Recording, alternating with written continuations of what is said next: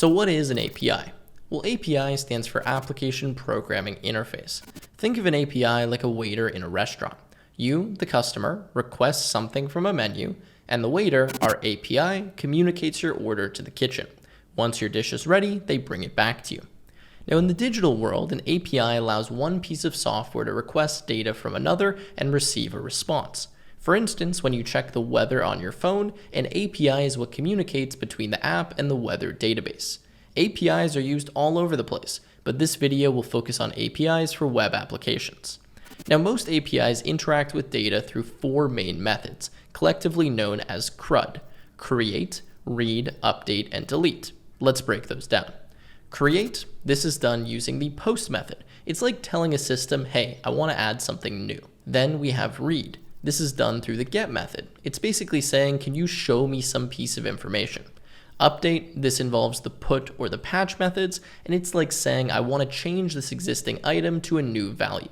And then delete, as the name suggests, delete method is used to remove something. Now, each of these methods facilitate a different type of interaction with the data, ensuring the digital services can manage their resources effectively. Now, when you use an API, you make a request to a server. This request is your way of asking the server for data or some action. The server then processes your request and sends back a response. Now, this response can tell you if your request was successful by using a status code, or it might include some of the data that you've asked for. Now, JSON, or JavaScript Object Notation, is a format for structuring data. It's both easy for humans to read and write, as well as for machines to parse and generate. JSON is made up of two basic structures: objects and arrays. Objects are collections of key value pairs resembling dictionaries in Python. Arrays, these are ordered lists of values similar to lists in many different programming languages. Now, because of its structured format, JSON is widely used for sending data in web applications, specifically between APIs. It's what our API will accept and what it will return. Now, building an API is great and all, but it only means something if it's actually accessible online. Whether you're building a hobby project or you want to actually push something to production, you're going to need to deploy it. Now, that's where the sponsor of this video, Hostinger, comes in. Now, Hostinger is a super easy to use web hosting platform that offers a ton of different options for any use case.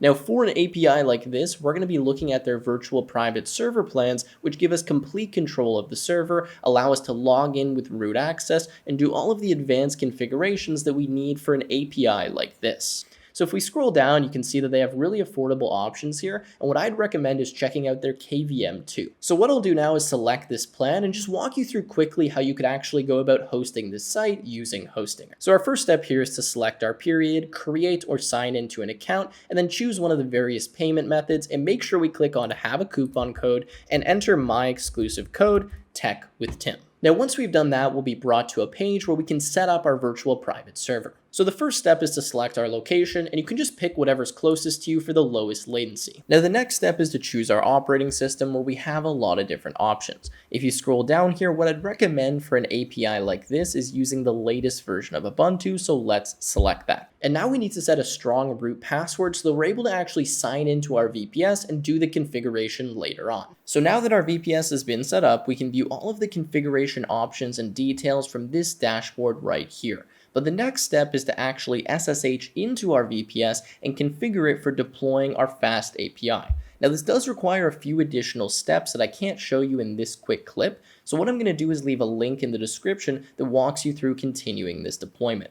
Regardless, you are going to need a VPS to do this, so make sure you check out Hostinger from the link in the description and use my unique code so that you'll have the VPS ready when you do eventually go to deploy this and have your hosted API. Now, for this video, we'll use FastAPI to make a simple CRUD API.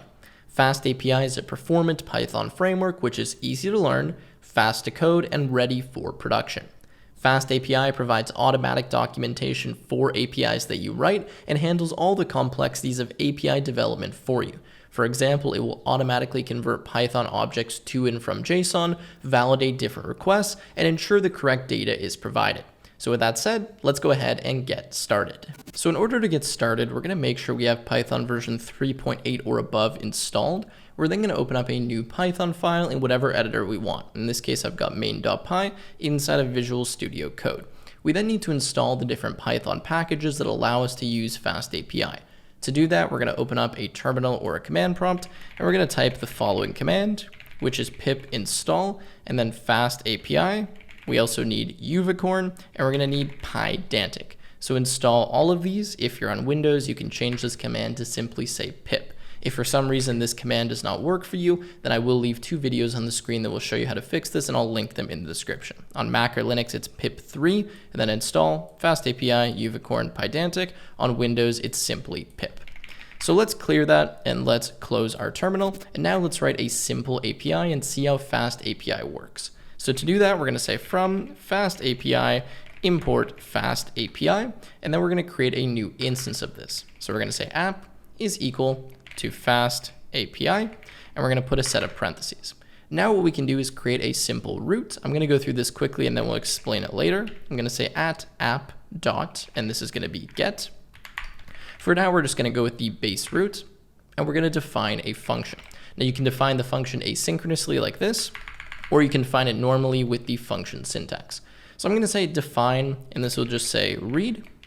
And then what this is going to do is simply return a Python object. So we're just going to say hello, and that's going to correspond with world. So now when we go to / on our API root, it should simply just return this data. Lastly, I need to actually run the API. So to do that, I'm going to say if __ name equals __ main __, and then I'm going to import inside of here Uvicorn, and I'm going to say Uvicorn dot run, and we're going to run the app. We're going to run it on this host, which is 0.0.0.0, and then we're going to say the port is equal to 8000, and we need to make sure there is a comma there. Now that's it. We've just created our first API here using FastAPI, and the way this works is the following. We create an instance of FastAPI, we set up a basic route. In this case, it's a get endpoint, meaning you can send a get request to this URL, and then this function will be triggered. When this function is triggered, we're going to return this Python dictionary. FastAPI will automatically convert that into JSON data for us. Then what we do here is actually run the API. This line is simply checking to make sure we're executing this Python file and that this file is not being imported from some other file. We're then importing Uvicorn. Uvicorn is a simple web server that will allow us to actually run this API. There's other ways to trigger this, but this is the easiest. We say uvicorn.run. We're running this API. The host 0.0.0.0 means we're running on our local IP address, and then port 8000 is the port where we can access this API. So in order to run this now, we need to run the Python file. So we're going to type python3 main.py. On Windows, it would simply be Python, and now it's going to start running our server. You'll see where it's actually running, and you can copy this URL and put it in your browser, or you can hold on Control and then click it, and it should open up in a new browser window. Let me bring this onto the screen, and then we'll check it out. So you can see that my API is running. We're on port 8000, and we get the data hello world. Now where this gets really cool though is that we can go to the /docs URL, and you'll notice that documentation will have automatically been generated for the API that we wrote. So we can actually click into this and we can see exactly how this works. Now what we can also do is we can go to the /redoc endpoint, and this is going to give us a different version of the documentation. Okay, so there's 2 versions. You can go to /docs. This gives you this one, which is the one that I typically prefer, and then you can go to /redoc, where you just get a different version.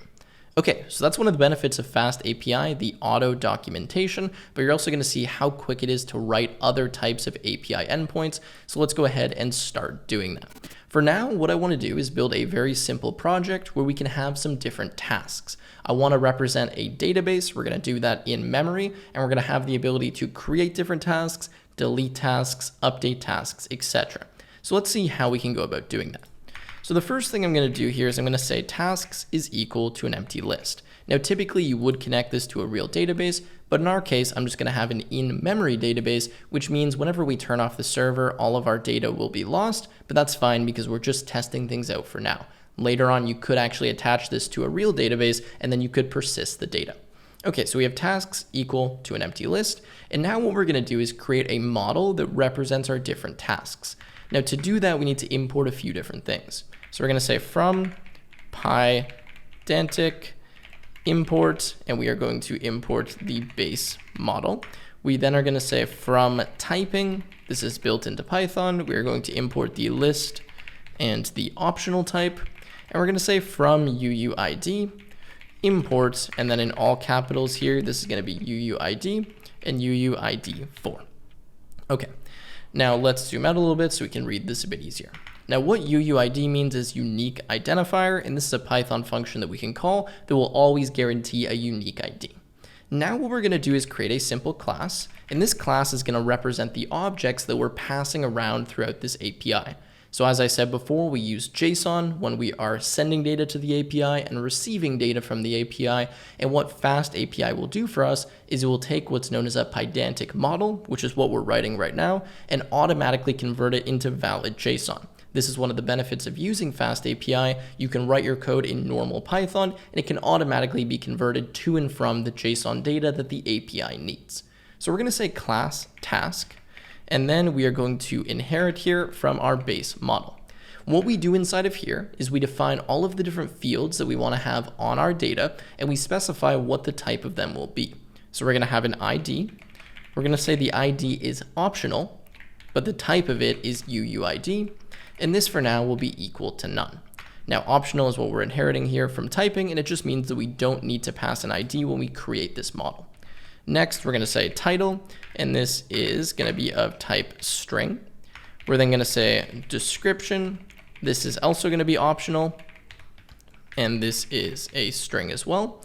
And then we're going to say completed, and this is going to be a Boolean, and this is going to be equal to false. Okay, there's a lot more advanced types that you can create here, but this is a very basic Pydantic model. Notice that we've typed all of the different fields that we'll have here. That's very important for doing the correct validation, and FastAPI will handle all of that for us.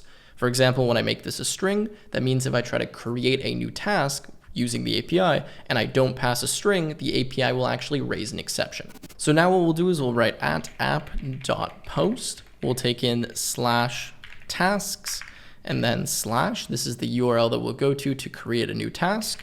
We'll specify the response model, which is equal to the task Pydantic model, and that is simply telling FastAPI that we want to use this model to encode the JSON that's returned from this route. We're then going to say define, and this is going to be create_task. You can call this anything you want, but create task makes sense, and that's the name we'll see in the documentation. We're then going to say task : and then task. This specifies that we want to accept an actual new task using this Pydantic model, and that's one of the reasons why we specified an optional ID and an optional description, so that when we receive a new task, the only thing we need to actually pass is a title. So this is the input to the API, meaning we need to pass this information with the post request to create the new task. Then what we're going to do is say task.id is equal to UUID4. That's going to give us a new unique identifier. And we're going to say tasks.append this task, and then return the task. Okay, so you can see how easy this is compared to using some other Python frameworks.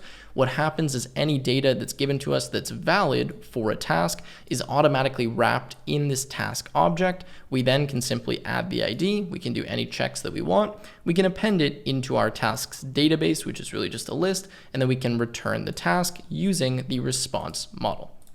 Sweet.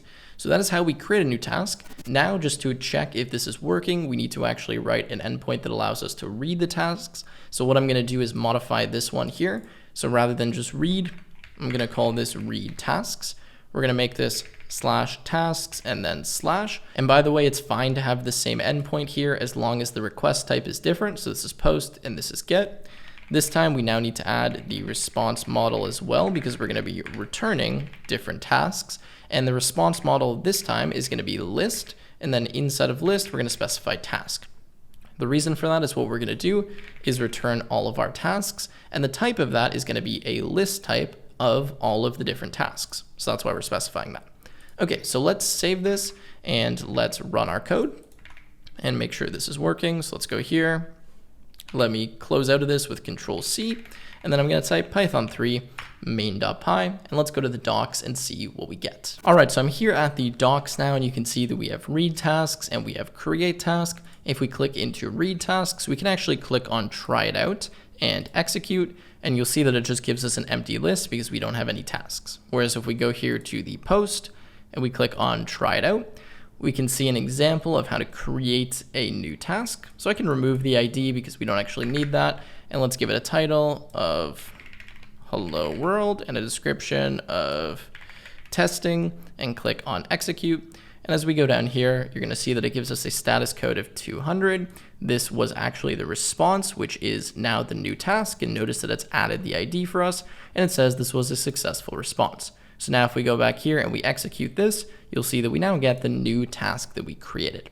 Now, one thing to note here is that if we tried to maybe send some invalid data here, so create a task that has no fields, you'll see when we do that, it tells us 422 error, unprocessable entity. The reason for that is that we did not pass the fields that we need. And you can see there's some information provided here, like a field required, missing, etc. Okay, so it automatically did that for us. We didn't need to write that code. The validation was provided by FastAPI. So let's go back here and let's write a few other endpoints and let's create this entire project. So there's 3 more endpoints that I want to write here. The first one is to view a specific task. Then we want to delete a task and we want the ability to update one. So I'm going to do the viewing a specific task first. I'm going to say @app.get and we're going to say /tasks/ and then what we're actually going to take in here is inside of curly braces, the task ID. Now this is how you have a path parameter. Sometimes you want to have a dynamic value in the path. That's exactly what we're doing. Now, same thing as before, we're going to have the response model equal to task. We're going to say define get underscore task, or actually we can say read task because this one is read tasks, plural.